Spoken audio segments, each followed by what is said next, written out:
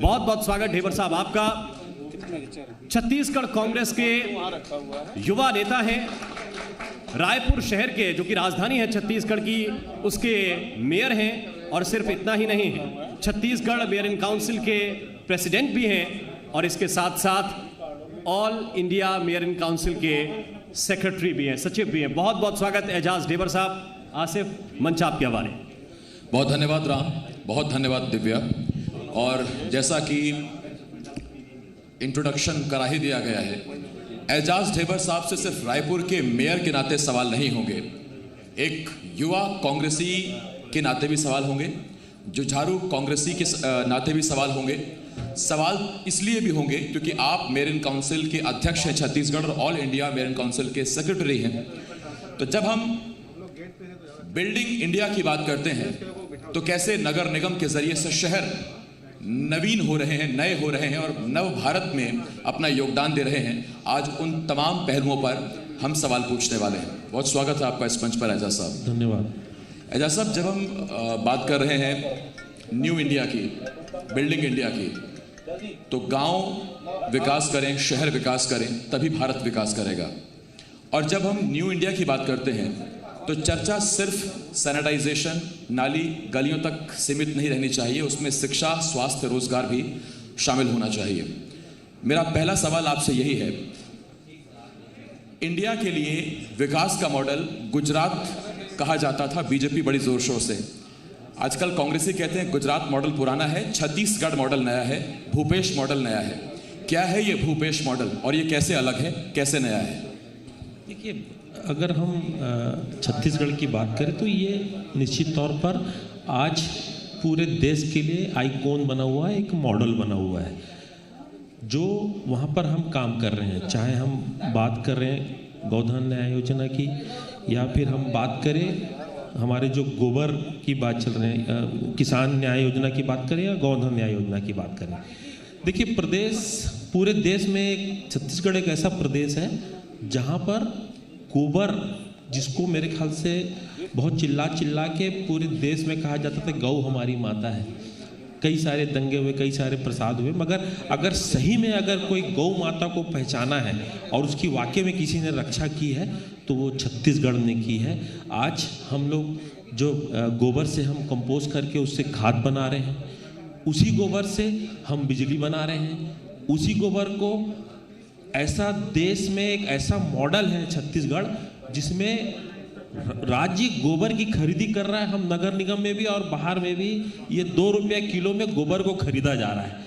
तो निश्चित तौर पर एक मॉडल के तौर पर हमारा जो प्रदेश है छत्तीसगढ़, मॉडल के तौर पर उसको लिया जा रहा है। और आप देखिए कि छत्तीसगढ़ में मात्र 2.5 साल में आज छत्तीसगढ़ कहाँ पर था और छत्तीसगढ़ आज कहाँ पहुँच गया। तो उसके पीछे ये सभी योजना है जो हम लोग छत्तीसगढ़ में हम लगातार जो हमारी चल रही है।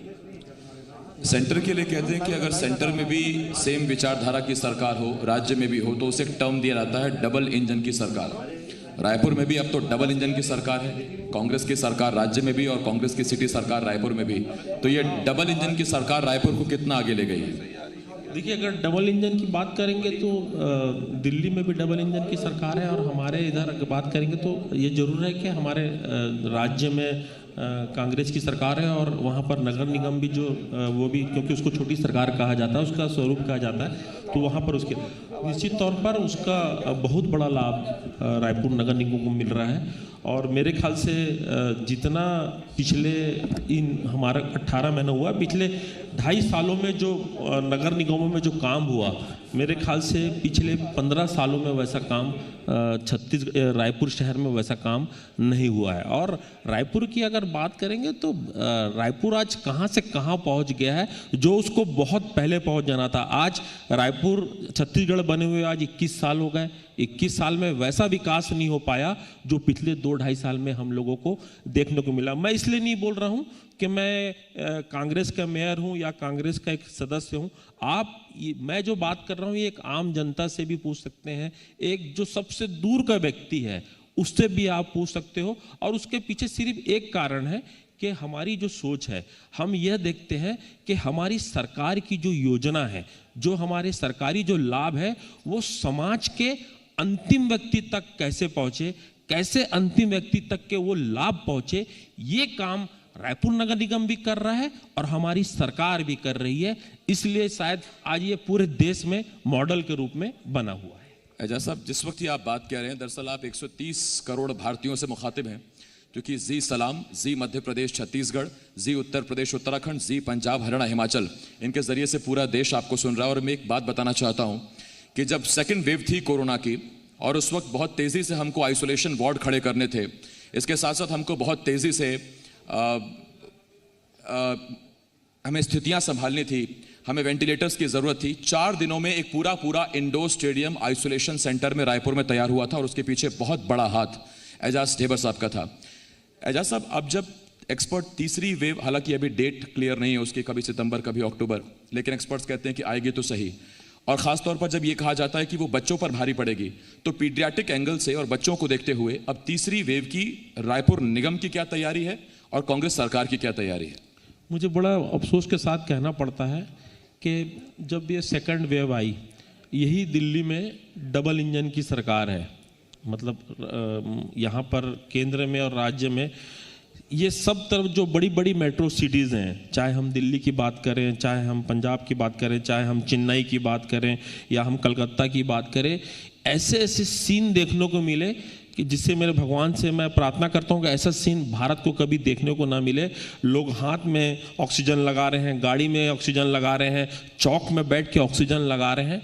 मगर अगर हम छत्तीसगढ़ की बात करें, वहीं अगर हम रायपुर की बात करें, तो आपको एक भी शख्स आपको कहीं पर भी रोड में आपको कहीं पर ऑक्सीजन लगाता हुआ नहीं मिला।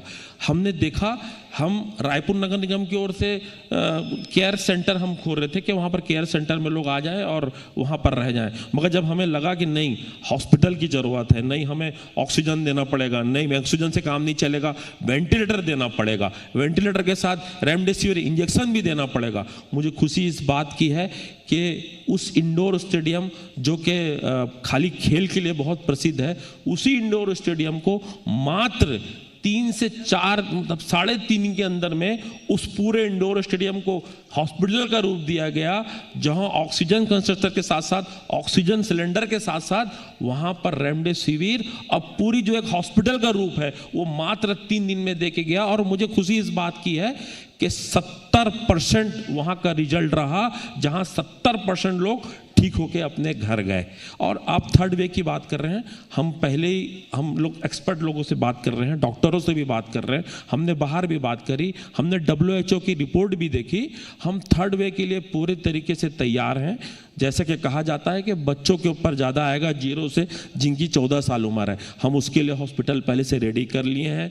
ऑक्सीजन कंसंट्रेटर उनका अलग से आता है, उसकी भी तैयारी कर ली गई है। और भी टोटल अभी रायपुर नगर निगम की ओर से 5000 बेडों की व्यवस्था कर दी गई है और एक ठोंग वहां पर हम एक सेंटर बना देंगे। इस बार लोगों को घूमने की कहीं जरूरत नहीं पड़ेगी, एक ही जगह से उसको सब पता चल जाएगा कि यहाँ पर बेड खाली है, यहाँ पर बेड खाली नहीं है। मगर मैं आपके मंच के माध्यम से, क्योंकि ये बहुत बड़ा मंच है, जी टीवी अपने आप में एक मतलब बोलना चाहिए एक सबसे बड़ा मंच है, मेरे ख्याल से मीडिया जगत में इससे बड़ा मंच नहीं है। मैं यहाँ से मैं प्रार्थना करता हूँ कि थर्ड वे यहाँ पर ना आए, क्योंकि हमने ऐसे दृश्य देखे।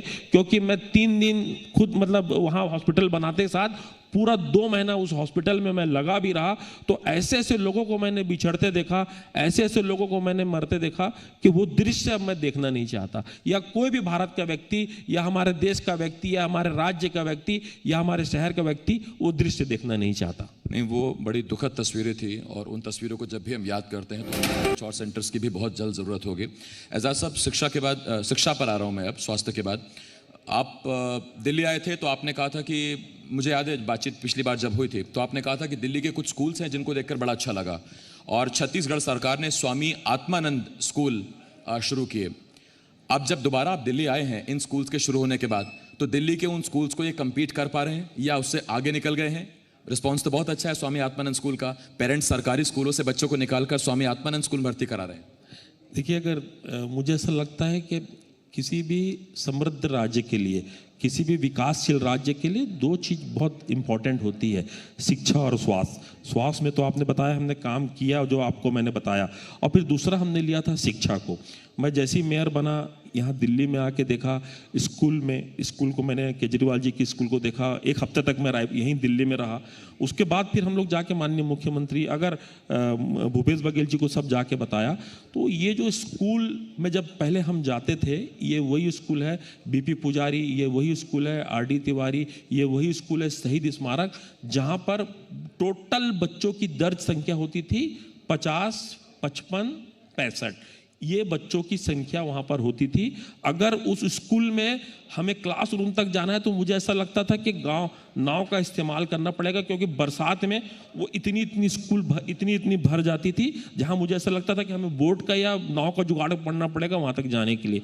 आज वही स्कूल है जो मेरे ख्याल से देश में मैं दावे से कह सकता हूँ, क्योंकि ये बहुत बड़ा मंच है, मैं दावे से कह सकता हूँ कि वैसा स्कूल पूरे देश में कहीं नहीं है, वैसा बिल्डिंग कहीं नहीं है। आप एक बार स्कूल की जाके वहां पर देखिए, आज वो स्कूल की क्वालिटी मैं देख कर आया हूं। आपको कैसा लगा वो स्कूल? मैं आपसे पूछना चाहूंगा कैसा था स्कूल? आज वो स्कूल में अच्छे बड़े बड़े लोग के, मतलब वहां पर अधिकारियों के बच्चे, अच्छे बड़े बड़े लीडर लोग के बच्चे, मतलब जितने बड़े लोग के बच्चे वहां पर आज एडमिशन के लिए वो हो रहे हैं। और खासकर नगर निगमों में आज वहां पर कम से कम हम लोग डेली कम से कम 1000-2000 लोग से मिलते हैं जिनको वहां पर एडमिशन कराना है। और ऐसे कई सारे जनप्रतिनिधि हैं जिनके पास सिर्फ वहां पर एडमिशन कराने के लिए भीड़ लगी हुई है। तो ये हमने वहां पर काम किया, ये हमारी सरकार ने काम किया, ये हमारे मुख्यमंत्री भूपेश बघेल जी की सोच थी कि शिक्षा के लेकर हमें काम करना है। आज जाके आप वहां पर लैब देख लीजिए, आज जाके वहां प्लेग्राउंड देख लीजिए, आप जाके वहां कंप्यूटर देख लीजिए, आज जाके आप लाइब्रेरी देख लीजिए। मैं दावे से कह सकता हूं कि वहां पर जितने बड़े स्कूल है वो स्कूल के सामने कुछ नहीं है जो स्कूल हमने बनाया है। एक सवाल मुझे तालाबों के सौंदर्यीकरण पर आपसे पूछना है। पर्यटन को बढ़ावा मिले, रायपुर के लोगों को खुद अच्छा लगे, सुबह शाम टहलने के लिए एक अच्छी जगह मिले, और रायपुर में जगह जगह आपने लिखवाया साहब मेरा रायपुर मैं सवारू। तो बूढ़ा तालाब का कायाकल्प हो या बाकी तालाबों का, शहर की जनता का आपको कितना साथ मिला? और जब सौंदर्यीकरण हो गया है, जब तालाब खूबसूरत दिखने लगे हैं, तो उसके बाद अब लोगों का कैसा रिस्पॉन्स है और लोग सफाई स्वच्छता के प्रति कितना जागरूक हुए हैं? देखिए, अगर हम रायपुर शहर की अगर बात करें, अगर पुराने हम रायपुर की बात करें, तो रायपुर दो चीज़ के लिए बहुत प्रसिद्ध हुआ करता था और है भी। एक तो टेम्पल, हमारे यहाँ मंदिरों का शहर कहा जाता था, दूसरा तालाबों का शहर कहा जाता था रायपुर को। मंदिर तो हमारे यहाँ है, मगर तालाब ये पिछले 15 साल में, ये जब से छत्तीसगढ़ बना, ये 15 साल में तालाबों को बहुत सारा पार्ट के कई जगह कमर्शियल कॉम्प्लेक्स बने गए थे, कई सारे अतिक्रमण हो गए थे। तो तालाब धीरे धीरे हमारे जो वाटर बॉडी है वो पूरे तरीके से दब सी गई थी। मुझे खुशी इस बात की है कि आज उसी तालाबों को हम पुनः जीवित कर रहे हैं। जैसे हम बूढ़ा तालाब की बात करें, बूढ़ा तालाब में मेरे ख्याल से 125 प्रयोग हुए होंगे पिछली सरकार में, और 27 करोड़ रुपया, जिसका मेरे पास हिसाब है, 27 करोड़ रुपया उस सरकार ने उस तालाब को खर्चा करने के लिए खर्चा किया, उसको ठीक करने के लिए। तो खर्च हुआ या कुछ गड़बड़ी हुई? नहीं, उसमें तो मुझे लगता है अगर खर्च हुए रहता तो अभी तक तालाब बन गया था उसी सरकार में। और वो तालाब हमारी प्राचीन एक बहुत बड़ा हमारा वो है, वो हमारी एक धरोहर है, वो हमारा बहुत बड़ा धरोहर है वो। तो उस तालाब के लोग नहीं कर पाए। मुझे खुशी इस बात की है कि जब उस तालाब की सफाई को हमने हाथ में लिया, जब तालाब की सफाई की, हमने एक ड्यू डेट दी, 25 दिन में हम तालाब साफ करेंगे। हमने तालाब साफ करके दिखाया। हमने कहा कि हम इस तालाब को 6 महीने के अंदर खड़े कर देंगे, फर्स्ट फेज हम जनता को समर्पित कर देंगे। और मुझे खुशी इस बात की है कि जब हमने उस तालाब का फर्स्ट फेज बना के हम लोग जब जनता को समर्पित कर दिया, तो आज की डेट में उससे बड़ा पर्यटन स्थल नहीं है। आज वहां पर जाओ तो पैर रखने की जगह नहीं है, इतनी भीड़ आज बूढ़ा तालाब में वहां पर। और ऐसी कई सारे तालाब है, चाहे हम कारी तालाब की बात करें, चाहे हम नरैया तालाब की बात करें, चाहे हम करबला तालाब की बात करें, ऐसे कई सारे तालाब हैं जहां पर जो अतिक्रमण थे और जो अपनी उसके लिए तरस रहे थे, सौंदर्य के लिए तरस रहे थे। मगर जब से हमने तालाबों को ठीक करना चालू किया, आज वह तालाब फिर से जीवित हो रहे हैं। और तालाब के पीछे एक बहुत बेसिक कारण भी है। हम अपनी वाटर बॉडी की बात करें, अगर तालाब दबते जाएंगे तो आप ये मान के चलना कि आपकी वाटर बॉडी पूरी तरीके से खत्म होती जाएगी। तो वही मेरा अगला सवाल था कि क्या इस बार गर्मी में रायपुर के लोगों को पानी की दिक्कत, पीने के पानी की दिक्कत नहीं होगी? क्योंकि अगर तालाब का एरिया बढ़ा है तो क्या ग्राउंड वाटर रिचार्ज हो रहा है, उसके आपको फायदे दिखने लगे? देखिए, मैं सीधा सीधा आता हूँ, जहाँ अभी बूढ़ा तालाब बना वो उसी वार्ड से मैं जीत के पार्षद बना हूँ। उस तालाब में उस जो इर्द गिर्द में जो लोग साइड हमारा है, नेहरू नगर इलाका कहलाता है, वही नेहरू नगर में जब गर्मी आती थी तो वहाँ पर बोरिंग का पानी सूख जाता था, क्योंकि आपका वाटर लेवल वैसा नहीं था। मगर आज मुझे खुशी इस बात की है कि जब से हमने बूढ़ा तालाब को पूरे तरीके से साफ किया, जब से वहाँ का वाटर जो नीचे का लेवल है वो एकदम बराबर आ गया, आज की पूरी गर्मी निकल गई, जरा सा भी पानी कहीं पर भी बोरिंग में नहीं सूखा। ये है वाटर लेवल, ये आपका वाटर रिचार्ज होता है। तो इसलिए जब आपके तालाब साफ होते रहेंगे तो आप ये मान के चलिए कि जो आपका पानी का जो लेवल है वो अपने आप अच्छा रहेगा। आपसे पहले 2 मेयर और भी रहे, किरणमयी नायक जी और प्रमोद दुबे साहब, तो वो जो ज़रूरी विकास था, क्या वो इस वजह से नहीं हो पाया क्योंकि वो सिंगल इंजन की सरकार थी? एक इधर खींच रहे थे, एक उधर खींच रहे थे। विकास तो विकास होता है, विचारधारा का फर्क पड़ता है उसमें कोई नहीं। देखिए, मुझे ऐसा लगता है कि वो भी काम करना चाहते थे, चाहे हम किरण दीदी की बात करें या प्रमोद दुबे जी की बात करें। मैंने प्रमोद दुबे जी के साथ काम भी किया। वो भी चाहते थे कि रायपुर का विकास हो, जैसी मैं सोच रखता हूँ वैसे उनकी भी सोच थी, मगर उनको वैसा जो जिस तरीके से सहयोग मुझे मिलता है वैसा, क्योंकि सरकार थी नहीं, क्योंकि डिपेंड रहता है सरकार के ऊपर, बहुत सारी योजना सरकार के ऊपर रहती है। योजना बना के जाती तो थी, मगर उसको इम्प्लीमेंट करना सरकार का काम रहता था। वो काम उनको वैसा लाभ उनको मिल नहीं पाया, वैसा सहयोग उनको नहीं मिल पाया। नहीं तो अगर वो चाहते तो मेरे ख्याल से बहुत पहले रायपुर जिस तरीके का हम आज देख रहे हैं डेवलपमेंट, हम आज रायपुर शहर में जो देख रहे हैं वो हमको बहुत पहले देखने को मिल जाता। एक स्मार्ट टॉयलेट का कॉन्सेप्ट रायपुर नगर निगम लेकर आया है, तो ये कैसे अलग होगा? सैनिटाइजेशन के लिहाज से भी, स्वच्छता के लिहाज से ये कैसे अलग काम करेगा, और ये कितना बड़ा एक तरीका या एक मॉडल हो सकता है देश के लिए, जिसकी शुरुआत रायपुर में आपने की है? देखिए, हम रायपुर में जब हम लोग गए तो ये आपके साथ जी टीवी में एक बार बहुत बड़ी इसमें न्यूज़ चली थी, एक खबर भी चली थी आपके यहाँ से। जी टीवी के मार्केट में महिलाओं के लिए कहीं पर भी कोई भी शौचालय की व्यवस्था नहीं है, और सही बात भी है। इस बात को मैं भी स्वीकार करता हूं कि इसके पहले आज कोई भी महिला अगर कोई सोचे कि मुझे टॉयलेट जाना है तो कहीं पर भी किसी भी मार्केट की, चाहे हम शास्त्री बाजार की बात करें, चाहे हम देवनगर पंडरी की बात करें, या एमजी रोड की बात करें, या जयस्तंभ चौक की बात करें, कहीं पर भी वाकई में टॉयलेट की व्यवस्था नहीं थी। और उनको महिलाओं को अगर टॉयलेट आता था तो भाग के बेचारे वो घर आते थे।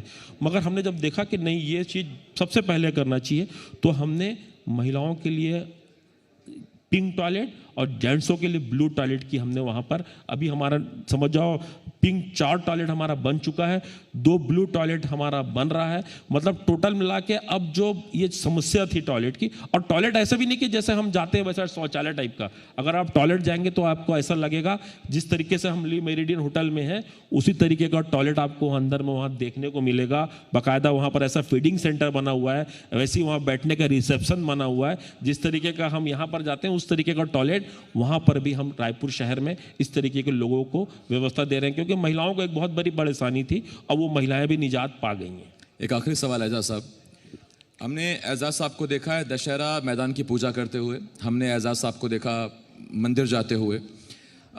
एजाज साहब ने अभी बात की गोधन की और गौ संरक्षण संवर्धन की। मैं आपसे ये भी पूछ रहा हूँ, ये कितनी फक्र की बात है आपके लिए कि आप जिस शहर के मेयर हैं वहाँ भगवान राम की माता का पूरी दुनिया का इकलौता मंदिर है और बड़ी खूबसूरती से उसे संवारा और सजाया गया है। ये कैसा संदेश देता है पूरे देश को रायपुर की धरती से, तब जबकि कवर्धा को लेकर भी लोगों ने सवाल उठाए? नहीं, देखिए, राम की अगर बात करेंगे तो सही में जो मंदिर की अगर हम बात कर रहे हैं, कौशल्या माता का जो मंदिर है चंद्रपुरी में, पिछले 15 साल से किसी की उस पर नज़र नहीं गई, और हम यहाँ पर चिल्लाते रहे कि आज केंद्र की बात करें या कई सारे राज्यों की बात करें, राम भगवान के नाम पे कई सारी सरकारें बन गई। और एक्चुअल में अगर देखिए, हम इसको पॉलिटिक्स में लाना नहीं चाहते। एक्चुअल में हमारे जो है सही में हम लोग राम की हमारी सरकार और हमारे जो लोग हैं वो सही में उनको मानते हैं। इसलिए आज राम गमन पथ का देखिए, आज पूरे उसमें छत्तीसगढ़ में आज जिस कौशल्या माता के मंदिर कर रहे हैं, जो बहुत पहले 15 साल से जिसको बहुत पहले बन जाना था, अभी वहाँ पर मंदिर बना वो मंदिर का निर्माण हुआ, उसका फर्स्ट फेज का निर्माण हुआ, 51 फीट वहाँ पर राम भगवान की वहाँ पर प्रतिमा स्थापित की गई। और रियल में अगर कोई राम भगवान का कोई सही में अगर कोई भक्त है, देखिए बोलने से नहीं होता कि हम राम भगवान मर्यादा पुरुष, हम राम भगवान के हम वो हैं या जय श्री राम। देखिए राम को आप अंदर बसा के देखो, राम को अगर सही में अगर आप सोचते हो तो हमारी सरकार ने या आदरणीय भूपेश बघेल जी की सरकार ने वहाँ पर वाकई में वहाँ पर काम किया। और सही बात है, क्योंकि अगर कोई राम भगवान को लोग जानते हैं तो सही में अगर जो उनका वनवास है, अगर सही बोलो तो राम भगवान हमारे भांचा हुए, क्योंकि कौशल्या माता हमारी छत्तीसगढ़ की हैं, और उनका अगर वनवास की अगर बात करोगे, आप इतिहास निकाल के देख लो, इतिहास में उनका छत्तीसगढ़ में निकलेगा कि जो उनका पूरा वनवास है वो छत्तीसगढ़ में बीता। तो सही में अगर कोई वहाँ पर अगर राम भगवान के लिए कुछ कर रहा है तो हमारी सरकार कर रही है, आदरणीय भूपेश बघेल जी कर रहे हैं। एजाज साहब, बहुत शुक्रिया आपका हमारे साथ इस बड़े मंच पर आने के लिए। रायपुर के मेयर के तौर पर, एक कांग्रेसी नेता के तौर पर, एक जुझारू नेता के तौर पर अपनी बात रखने के लिए। और बहुत सारे सवाल थे जिनका जवाब दिया एजाज साहब ने। और उम्मीद यही करते हैं कि जब बिल्डिंग इंडिया की बात हम कर रहे हैं तो रायपुर भी अपनी हिस्सेदारी, अपना हिस्सा उसमें देगा और एक नए मजबूत भारत के निर्माण में योगदान देगा। बहुत शुक्रिया आपका। धन्यवाद। तो बहुत बहुत शुक्रिया आपका एजाज साहब, हमारे साथ जुड़ने के लिए, कार्यक्रम में आने के लिए और इस सम्मेलन की शोभा बढ़ाने के लिए। आसिफ, आपका भी बहुत बहुत शुक्रिया।